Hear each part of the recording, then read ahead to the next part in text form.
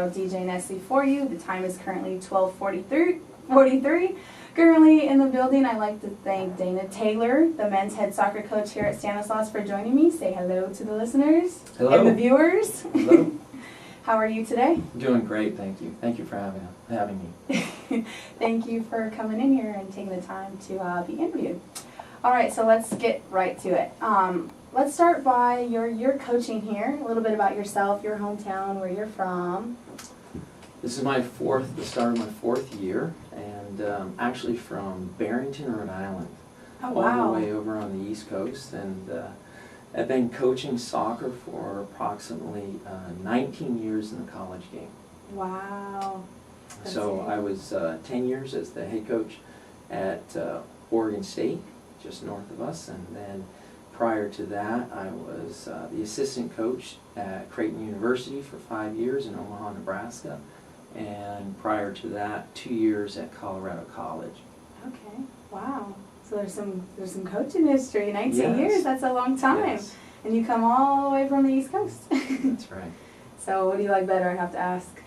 California for sure. The Yeah. weather, definitely. I'm not moving. Not moving. Staying here. This is one of the reasons we came here. Actually, was for our family, get a little closer to relatives, but at the same time, there was so much rain in Oregon. It was just lovely to get to California and see the sun. Yeah. So what got you started, or the opportunity? How did it become available to you here at Stanislaus? Well, How did you find out about the opening? Yeah, everything was going well at Oregon State, but I felt like there was a move for our family, to be honest with you. And my two older boys, one's a freshman playing for me this year. They're very well spoken at Spanish, and so my wife was born and raised in the Orient, and I felt that I wanted our kids to be bilingual. I wanted them to have an opportunity, and this really presented itself out of nothing. Opportunity for a brand new soccer complex and training pitch. One thing led to another. Milt was actually going around the country looking for soccer coaches from the Division I level that kind of knew how to build a program and start one up here. Even though we had a program here, there was so many firsts that they were looking to do, and so that's kind of my specialty, to be honest with you. Nice. Okay. Well, I'm glad that you came here. Yeah. How has your experience been here so far? It's been wonderful. I mean, from day one, everything that I could ask for, we have gotten. We're very, very fortunate. We know that as a program. To have the complex, I don't think people understand this, but to have the complex we do, it is one of the tops on the West Coast, as well as in the nation. I mean, I was in the Pac-12 for 10 years, and I can honestly say our facilities here blow away UCLA, Stanford, Cal, all the top schools. Yeah, the facilities here are definitely nice. That is an amazing field, well put together. I would definitely have to say it must be a great privilege to play on it. Yeah, and it's easy to recruit. I mean, all you have to do is show them the facilities. Yeah, they show up and their chins drop, and they're basically saying right there on the spot, what do we do? Yeah. So what makes Stanislaus, the soccer program here, the men's, different from the other schools that you've coached at? It goes back to the rich heritage in which the Valley has in regards to the Hispanic, and I mean, I'm going to probably leave somebody out here, but there's a rich Indian, Assyrian, Hispanic heritage that the kids here have. I mean, what most people don't realize is those kids are brought up on soccer first. Right. And it's right in our own backyard. And one of my problems at Oregon State back in the day, and I mean, I've helped promote 17 kids into professional soccer, but that is over the course of 10 years. And right now, on this team right now, we have kids that are as good as those kids that we promoted right now on this team. And it's because they were brought up in this rich soccer heritage. They understand how to play. They have an immense skill that, you know, to be quite honest with you, a lot of the other players don't have in other parts of the country. So part of it is innate, and it's just all around us. I can't say it any other way. It's all around us, and that is one of the things that I want my kids, my own family, to be a part of, to be immersed in that culture. And I think it's been a great move for us. That's great. Stanislaus is pretty amazing, I'm not gonna lie. It's beautiful. It's a beautiful campus. People here are great. Everybody's always up in a good mood, especially the athletic program I think here is great. All right, so moving forward, how many boys do you have on the team? How many what? How many boys are on the team? 32 players, and a few of those guys are red shirts due to various reasons, and approximately 26 are playing. And then we have a few key injuries that hopefully we'll get a couple guys back, and then majority play. How many seniors do you have this year? I have 6 seniors. And what are you looking for to see this year from those seniors as far as leading the team and your guys' expectations and goals to accomplish? They've done a brilliant job already. It's something that they've really focused on, and they're leading within, I call it the core, the inner core. And any good team that is successful as a team sport is a team that has that inner core there. I mean, a lot of people think leadership just happens. It doesn't happen. It takes a lot of hard work, and those boys are really doing a great job of leading. And then within that, they've done a great job of kind of helping the freshmen, the sophomores, and the juniors within lead. And it's just been a great mix, because this is a young team. This is a very young team. There's only 2 juniors on the team. Oh wow, that is very young. And then the rest are all freshmen and sophomores. As far as the seniors, who are some of those seniors that you are they all, you want them to lead this team to do good things this year, or is there one particular individual that holds everybody together as far as senior-wise? Well, we call it the inner core. Inner core. And that really is the 6 seniors, all of them, and then the 1 junior, Josh Hanley, who was a starter for us, but just recently underwent surgery on Monday. Huh. Our fingers are crossed. We're hoping we're going to get him back by the last week of the season. But those 6 seniors and Josh are really the inner circle, the inner core, and they're all responsible. And within that, though, you have Shad Tenbrook. He is one of the captains, and Kyle Cadigan is one of the captains.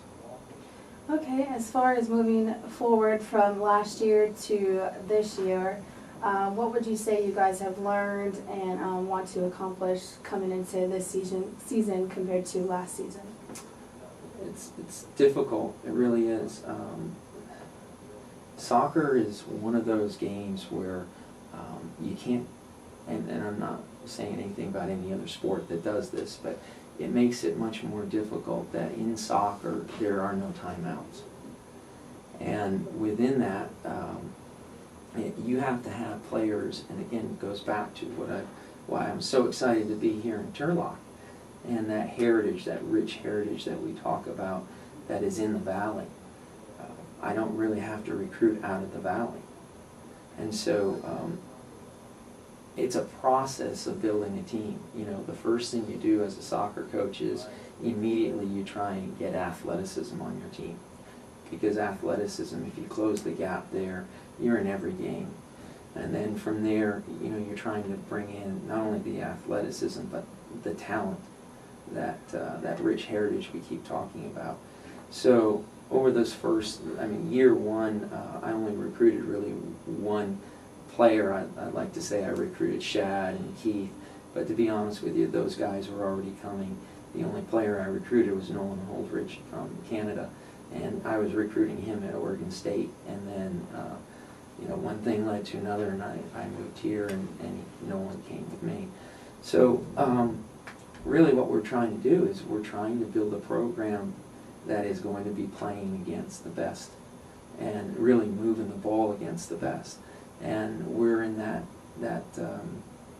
little tricky time. As I told the guys at the beginning of the year, there's some games that you're probably going to lose because we overplay, and there's that little give and take now that the guys, and again, it's a young team, that they're learning about how we play. So the difference really in this year over last year is we're trying to play, and we're trying to play an attractive soccer that people will want to come and watch. Okay, so as a coach, what would you say this year has been some big challenges for you? Injuries. Injuries. Yeah, I can't How many believe. do you have? Before we even opened up camp, we had 2 broken ankles. Wow. So 2 guys a week prior to were just in the park getting ready and hit a pothole, broken ankle. So we had those, and then 3 or 4 other guys had some really significant injuries that they had picked up during the summer that they were nursing, that just now recently became full status again. And then a couple of, we had an ankle injury during the alumni game, and a couple other major ankle injuries. And then Josh Hanley, who was a starter in and out of the fold last year of the team, and then a starter this year, he had a really strange break in his thumb, and you wouldn't think that would hold you back, but it was to the point that if he had not had it surgically taken care of on Sunday, he could have lost the dexterity in his thumb. Wow. So now he's out for the next 5 weeks. Wow, so injuries have played a Yes. big role Big role. to the challenges. All right, so moving forward once again, as far as games coming up, who could we be on the lookout to see you guys traveling to anytime soon? Sure. Well, the boys are doing well. I mean, we're 4-1-1, and we're playing Sonoma State this weekend on Sunday. It's our only game this week due to Humboldt not having men's soccer this year. Oh wow, so they just cut men's soccer? Completely. For Wow. 1 year. Any reason to that? Really, it goes down to hazing. There was a bad incident, and so the chancellor cut the Cut sport it for for a this year. one. So is this Sunday, is this a home game, or are you playing in Sonoma? We're at Sonoma. Okay, and as far as home games, do you play home games next week? We're away for a couple of weeks, and then we come back. What is the farthest you traveled to this year? This year will be San Diego. San Diego. Okay, and no big travels this year? You mean out of the state? Yeah. No. No, not this year. No. Any future plans to travel? We'd like to, but with the budgets the way they are, I think you have to be reasonable, and there's a lot of stress on, all the departments in the school, and we're just trying to do our best to minimize extra stress on the budget. All right. So going back to soccer and the game and coaching, for you as a coach, what has been your greatest memory experience here with the men's soccer team that you can think of? And tell me There's all so about many, it. to be honest with you. I mean, year 1, it was winning 11 games for only the second time in school history. We've had 3 winning years back to back, which is a first. 2 winning seasons back to back was a first as well. But I'd say personally for me, there's been 2 moments. One, seeing my son out there this year was a real highlight. But last year, I'd say getting the team to the CCA tournament, and that actual game was at Humboldt, and that game was also my 100th career victory as a coach. So it had like a double meaning there. So it was a really exciting trip coming back on the bus. Thank you. Well, I thank you for coming out and letting me have a chance to interview you. I wish you and the boys good luck this season. I would love to bring you in later on and let us know how you guys are doing. That'd be great.